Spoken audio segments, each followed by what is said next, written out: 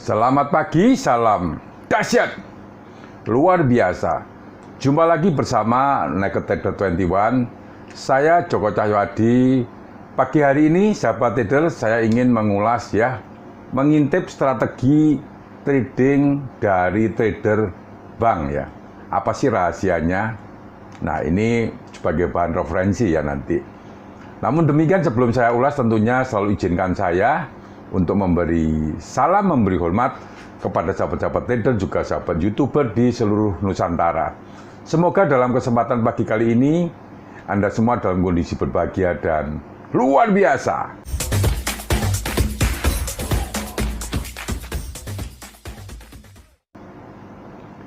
Bagi sahabat trader yang ingin diskusi secara private, menanyakan grup WA dan juga live trade saya, silahkan add WA saya di description.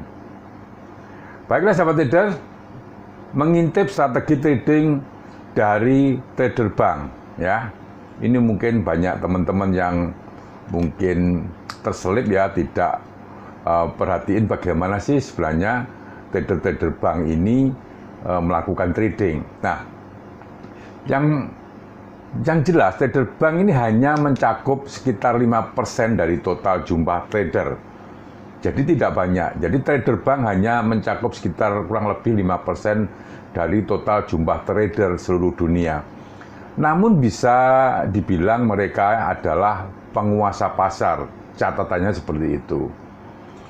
Kenapa bisa demikian ya? Apa sih rahasia trading trader bank ini ya? Nah, Bila mana selama ini Anda berpikir keputusan Anda dalam trading forex turut mempengaruhi kondisi market, Anda adalah salah besar.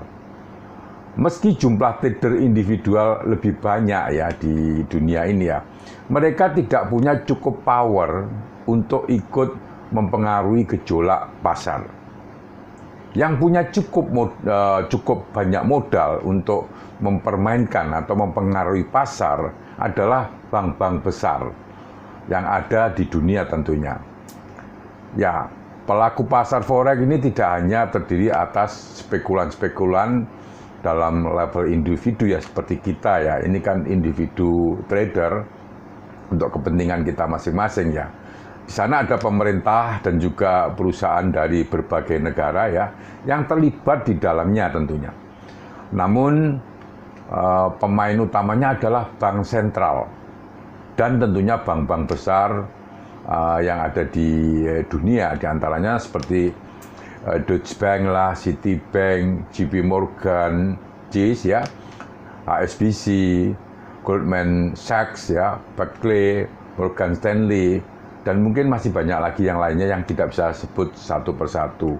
Nah, trader bank ini hanya mencakup sekitar 5% dari total jumlah trader forex di dunia.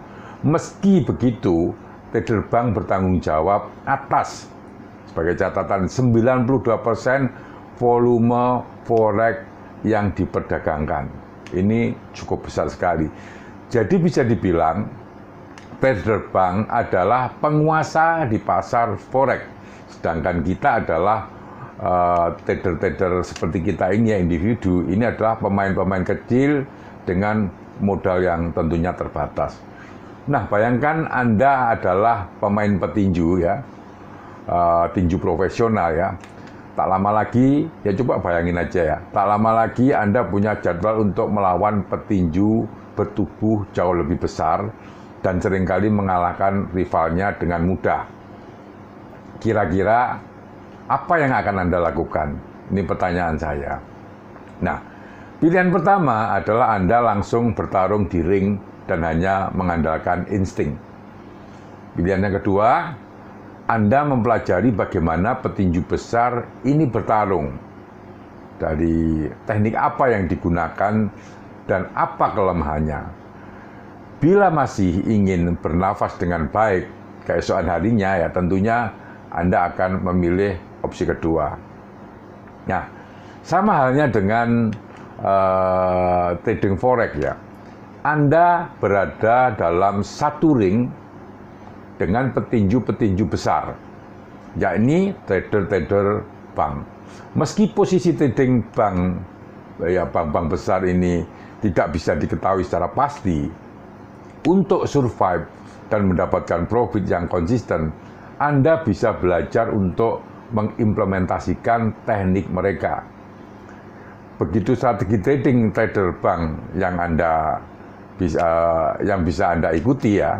Ini saya coba ingin juga sedikit kupas ya. Yang pertama adalah teknik, ya ini teknik-tekniknya ya, teknik trading ala trader bank.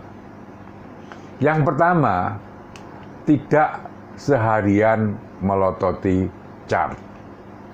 Meski trader bank adalah penguasa pasar forex, mereka tidak setiap saat duduk memandangi pergerakan harga pada chart. Ya, mereka juga tidak melakukan scalping, yakni trading dalam time frame yang rendah ya, dengan tujuan mendapatkan keuntungan cepat. Ini mereka tidak melakukan. Nah, trader bank hanya membuat keputusan saat analisa fundamental dan teknikal mereka sejalan. Ya, trader bank biasanya melakukan transaksi hanya mungkin 2-3 kali dalam waktu seminggu untuk account trading mereka sendiri tentunya. Trading tersebut pun hanya dinilai pada akhir tahun ya, untuk menentukan apakah mereka layak mengantongi bonus atau tidak. Nah, ini yang sering kita juga lupa. Biasanya kita menghitung dalam hitung harian, profit berapa, kemudian bulanan profit berapa. Biasanya trader bank itu performa dalam 1 tahun diakumulasi, growth-nya, portofolionya berapa. Nah, ini baru dihitung. Jadi tidak menghitung per day, per month, tetapi dalam hitungan tahunan. Karena kenapa? Karena di dalam trading ya itu masih ada, karena ada manajemen risiko, kita harus mengatur risk and reward-nya, maka di situ ada loss profit. Nah, untuk menghitungnya ini dibutuhkan waktu, katakanlah akumulasi dalam 1 tahun. Yang kedua, entry posisi saat pasar sedang konsolidasi. Nah, ini yang dilakukan trader bank ya, dan institusi ya yang besar lainnya seringkali entry posisi saat pasar sedang konsolidasi. Yang dimaksud konsolidasi adalah ketika pergerakan harga sedang flat atau tak banyak mengalami perubahan tentunya.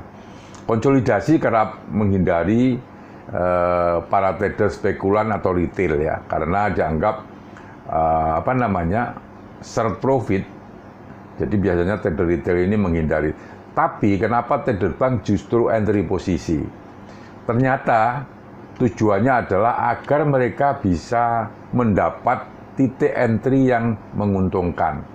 Nah, mereka mengambil keputusan ya, keputusan profit dengan mengakumulasi posisi di mana ya mereka nantinya akan baik itu buy maupun sell tergantung titik entry-nya.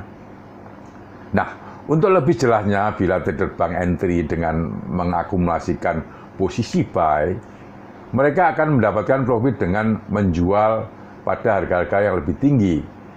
Sebaliknya bila mereka entry dengan mengakumulasikan posisi sell, mereka akan profit dengan membeli pada harga yang tentunya lebih rendah.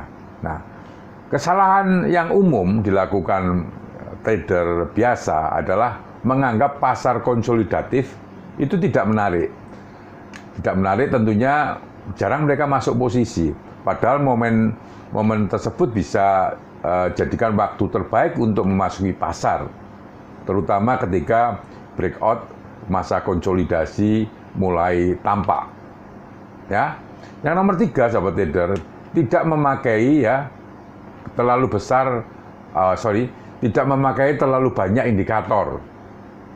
Ya, seperti halnya saya juga akan menggunakan hanya 1 indikator, 1-2 indikator, dan itu saya terus pakai. Trader biasanya seringkali memasang banyak indikator ya, sebelum mengambil keputusan. Indikator itu tidak digunakan untuk sekedar membantu analisa, tapi justru untuk menjustifikasi spekulasinya sendiri. Nah, Ini kenyataannya memang seperti itu. Jadi kadang-kadang kita itu memprediksi, ya. Nah, untuk memperkuat itu kita mencari indikator-indikator penunjang, seolah-olah bahwa apa yang kita prediksikan ini udah benar, karena indikator lain juga mendukung. Nah, mereka mengganti ya, justru satu indikator ke indikator lainnya, sampai cocok dengan dugaannya. Nah, ini kebanyakan seperti itu. Nah, teknik-teknik seperti itu tidak diterapkan oleh trader bank. Mereka hanya memperlihatkan level mungkin sederhana sekali, support and resistance jangka panjang ya tentunya. Kemudian mereka membuat keputusan dengan cepat berdasarkan kunci-kunci teknik dan perubahan fundamental. Jadi bila Anda ingin mencontoh kesuksesan trader bank, Anda harus memahami analisa teknik mereka ya, dan lihai mengindikasikan letak support dan resisten. Nah, yang keempat adalah perihal level psikologis. Selain memperhatikan pergerakan harga pada titik tertinggi dan terendah, trader bank juga sangat mengamati level psikologis, istilahnya level psikologisnya ya. Level psikologis adalah level harga yang cenderung menarik perhatian, ya, menimbulkan reaksi dan berupa angka bulat. Contohnya adalah level 100 misalkan. Ini kan bulat. Ini adalah level-level psikologis. Bila Anda punya jam terbang yang tinggi dalam mengamati pergerakan harga forex, Anda mungkin sudah bisa menebak ya reaksi pasar pasca munculnya level psikologis yang penting. Ini harap diingat.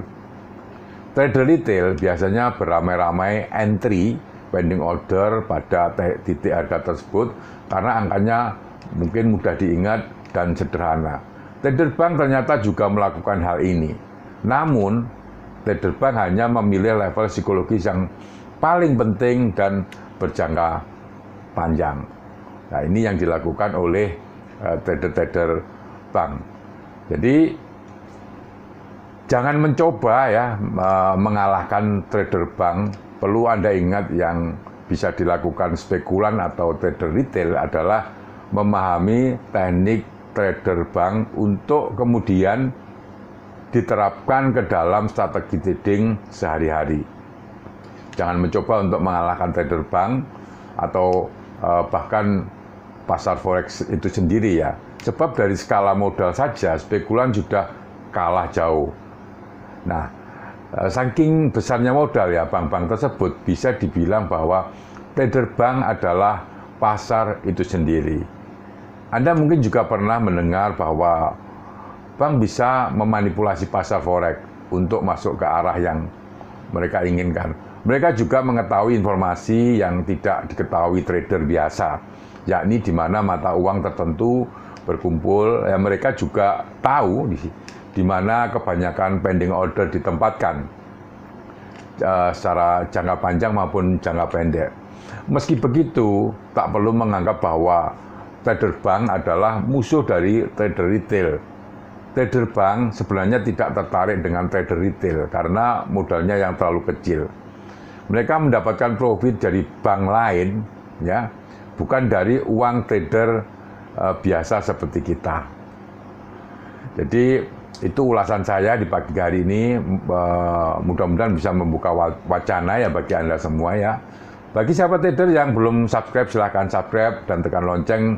Tentunya bila mana Anda menyukai topik-topik seputar bisnis, investasi, dan perdagangan valuta asing.